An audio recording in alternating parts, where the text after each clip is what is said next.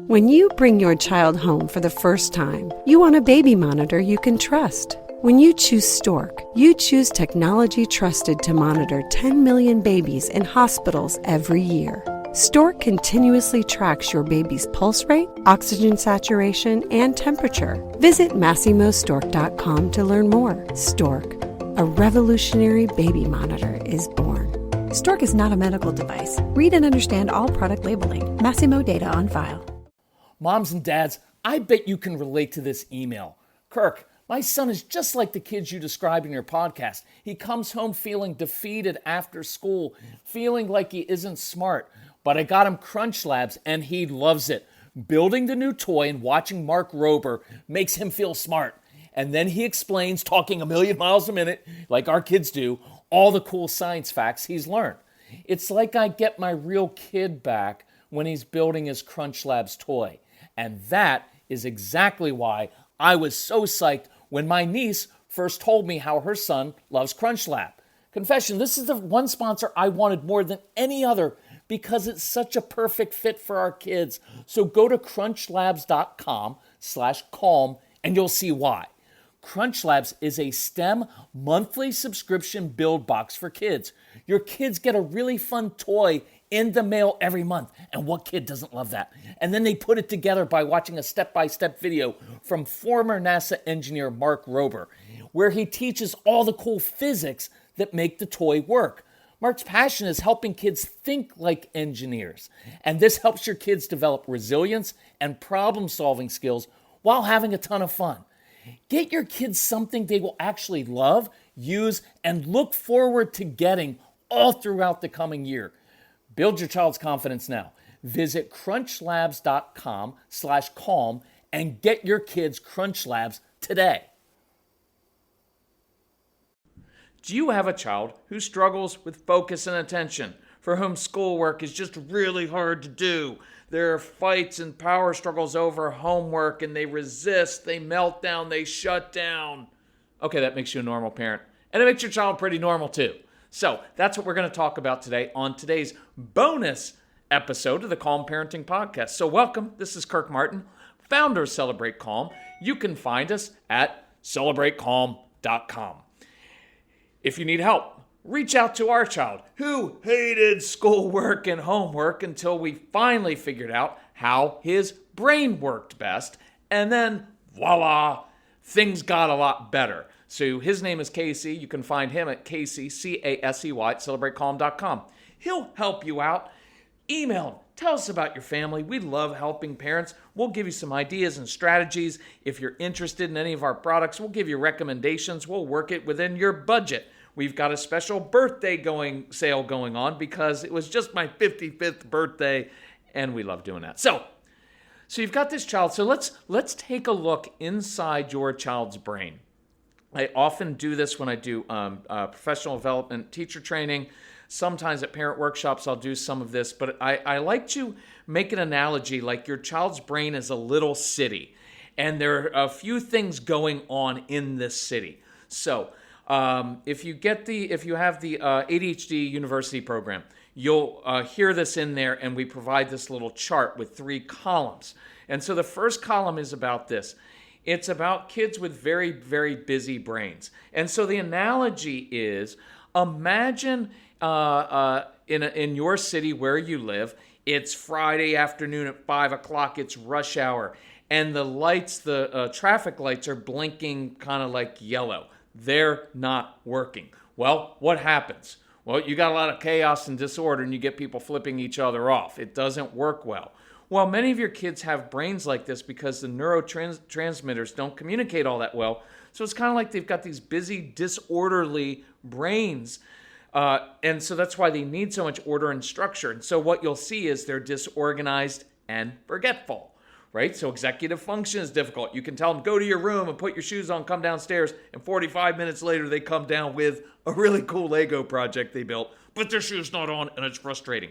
Right? Anxiety comes from here, right? So unknowns of anxiety cause a lot of problems with your kids and a lot of meltdowns. I guarantee most of the meltdowns in your home are not about a child just being difficult or defiant. I guarantee you the root of it is often anxiety. It's why they have trouble with short-term memory, right? Sometimes they'll ask all the time, what's the plan? What are we doing? What are we doing?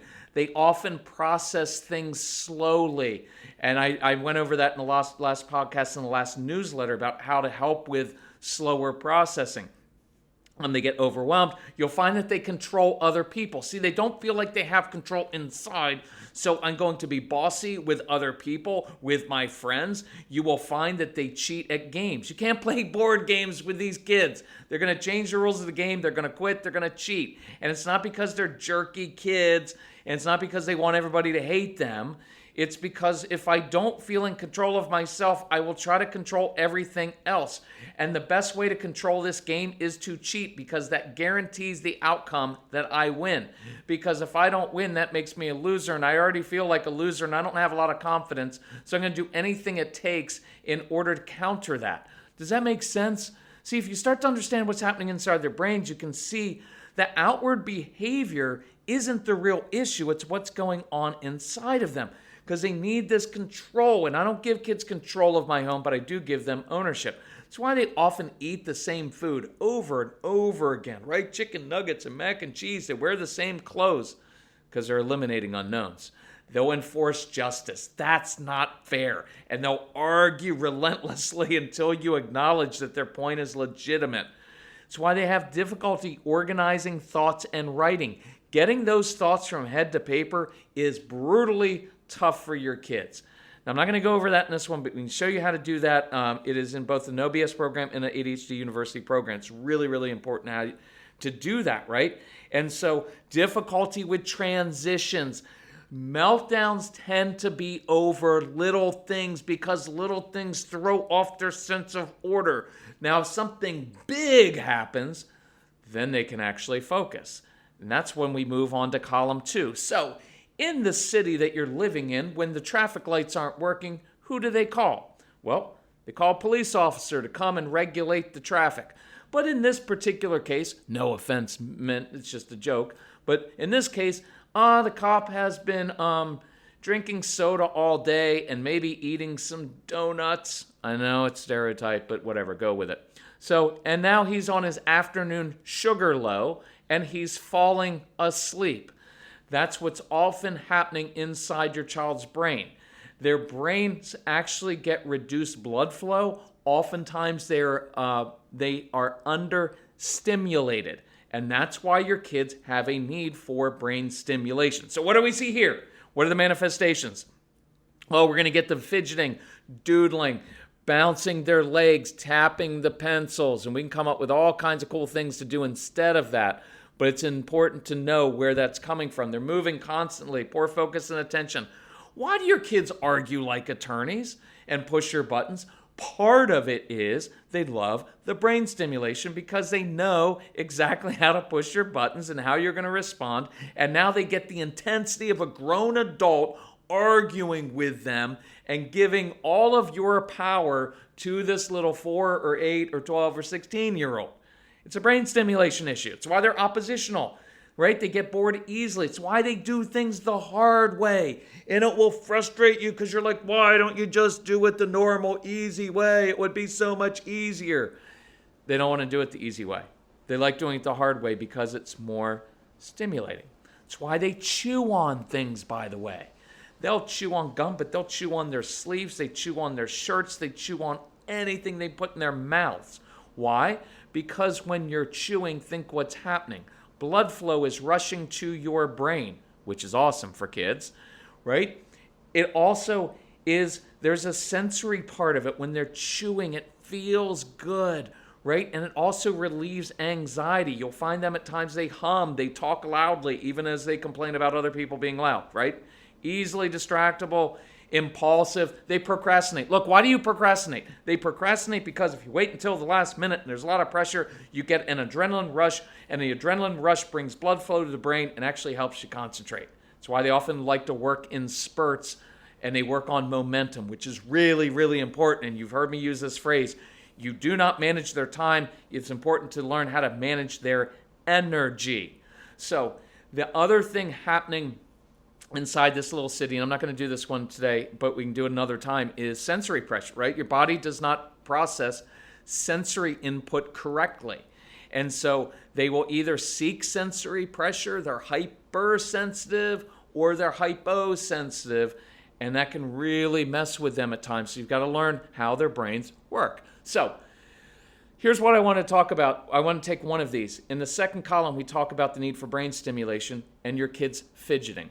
And I often send out this newsletter that says, this F word is actually good, or this F word improves concentration and improves grades in schoolwork.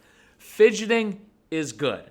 For a long time, schools have said, no fidgeting in my class. And what the teacher is actually doing is saying, hey, you know that thing that's actually helping you stay awake and is helping your brain actually concentrate? Stop doing it. Right? We don't want that. We want people to fidget, but we want kids to fidget in appropriate ways. There's so many studies on this. There's studies that show when you're on the phone at the office or not your home office and you're on the phone and you're doodling, that you actually listen better when you're doodling, right? So fidgeting, doodling, tapping pencils, humming, singing, squirming, bouncing your legs, twirling hair, chewing on pen caps on sweatshirt tassels, right? Rocking on the chair legs, which drives you crazy. All of that movement. Is it annoying? Sometimes. Is it wrong? No. Is it necessary? Absolutely. Because fidgeting is a natural, healthy way for our kids to stimulate their understimulated brains to improve focus. So as long as it isn't distracting to other kids, whether it's homework time or in the classroom, it's helpful and necessary. So here are some do's and don'ts. Do not punish children for doodling, moving, fidgeting, chewing, and humming while doing homework. In fact, you should encourage this. Same as in the classroom. Multisensory stimulation improves attention and retention. We've got those little sensory strips I talk about in hundreds of thousands of schools because they cost 12 cents each. And they just work because when kids play with a textured object in their hands, which we tape underneath the desk, it helps them focus better, right? You have kids work with their brains and with their hearts. You have kids who you've observed, they're always moving their hands. They're touching things with their hands. They're always fidgeting with their hands. And so what do we do as adults, both parents and teachers? Stop doing that. Hey, stop doing what comes naturally to you. No, I want to... Whenever you say no to something inappropriate, you say yes to something appropriate. So how can I get them to use their hands appropriately in class, right? Allow your child to do homework while sitting on an exercise ball. Maybe they're lying over the ball with homework on the floor. Maybe they're hanging upside down off the sofa. Maybe they're out on a swing, swinging while you review vocabulary words. Or while they're reading. I used to teach kids to read while they were swinging on a swing. Why? Because the movement and the sensory pressure and having to concentrate on trying to hold on to the swing while you're doing that stimulated their brains so much, it actually made it interesting. You can review vocabulary words and math facts while your child's jumping on a trampoline, kicking a soccer ball, playing catch with a football, right?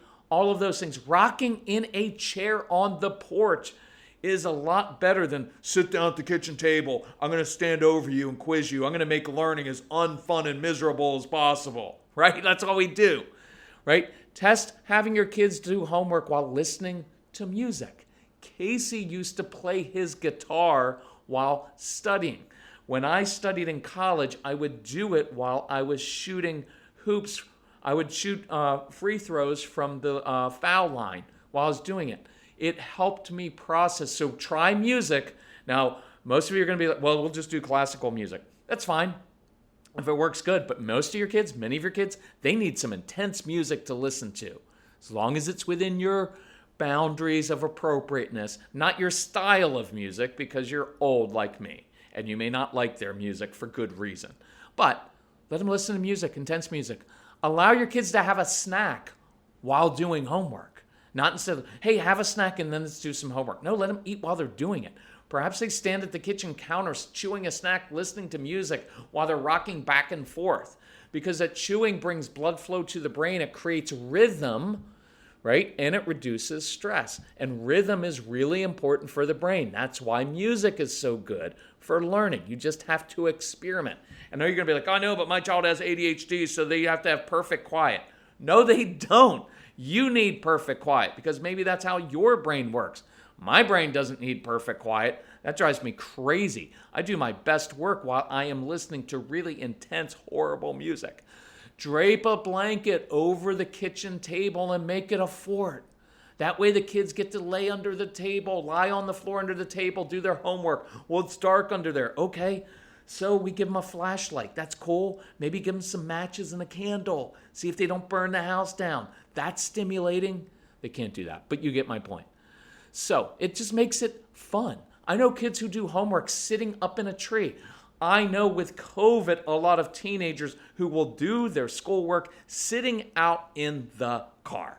Put them out in the SUV, out in the minivan, leave them alone, and sometimes it's like their little confined office because they like confined spaces, and they can listen to music. Just try it, right? The homework up in a tree in the minivan is important because it's stimulating, it's peaceful, and parents aren't looking over their shoulders. Some kids do better work while smelling dinner being fixed because you're stimulating the olfactory senses, right? That's why I used to take kids to a coffee shop or Panera Bread to do their work because the olfactory stimulation can improve focus. Just experiment with it. Observe your kids and get to know what makes them tick. Then instead of punishing them for misunderstood behavior, you and your child's teachers will be able to work with their gifts, work with their natural inclination to how they work best, right? And so I encourage you, let's do that this week. Let's stay very focused on this. Let's work on this coming week. Let them do homework, by the way, underneath table. Let them do schoolwork in the classroom. And I'll just, look, I got this because I just went through our ADHD University and our Brain Boosters programs where we train teachers. And all I kept thinking is, if every home and school in America had this insight and these strategies, our kids would be confident. Because there are hundreds of strategies in them to improve grades and behavior and impulse control, organization, writing, all of that stuff. I encourage you, if you don't have those programs, look on our website. They're included in the birthday special. Reach out to Casey at celebratecalm.com. We'll come and train teachers. If we train the teachers, we'll train the parents on the same day. And once and we're booking a lot of stuff now, starting to book in the spring because COVID stuff is kind of lifting and it's getting safe again. And we're booking a lot in the fall. So anyway, if you're interested, reach out to us. But try this at home this week. Experiment. See what works. Sometimes weird stuff works, and it's really cool what you find. And it also makes it interesting for the kids. Watch your kids, observe them, enjoy your kids this week. And if we can help you in any way, let us know. Love you all. Bye-bye.